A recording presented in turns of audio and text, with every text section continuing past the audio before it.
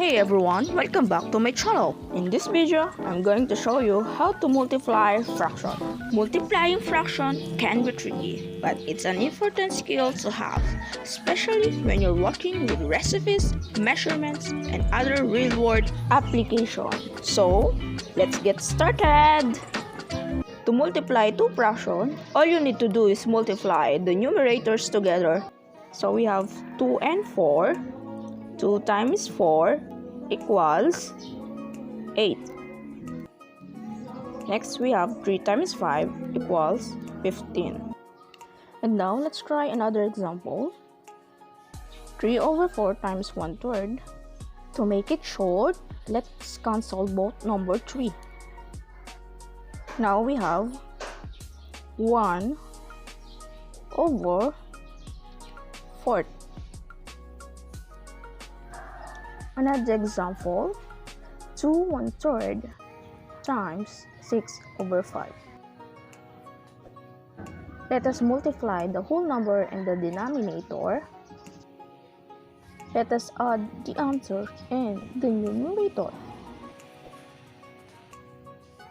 So here we go, 3 times 2 equals 6, and 6 plus 1 equals 7. And now, let's calculate the denominator here. And let's write times and 6 over 5. Now, here we go. And now, let us divide both sides by 3. So 6 divided 3 is equal to, and 3 divided 3 is equal to 1.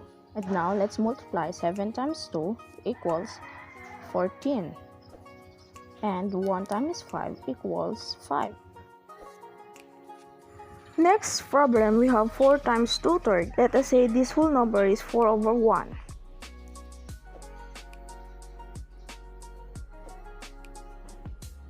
Now we have 4 times 2 equals 8, and 1 times 3 equals 3.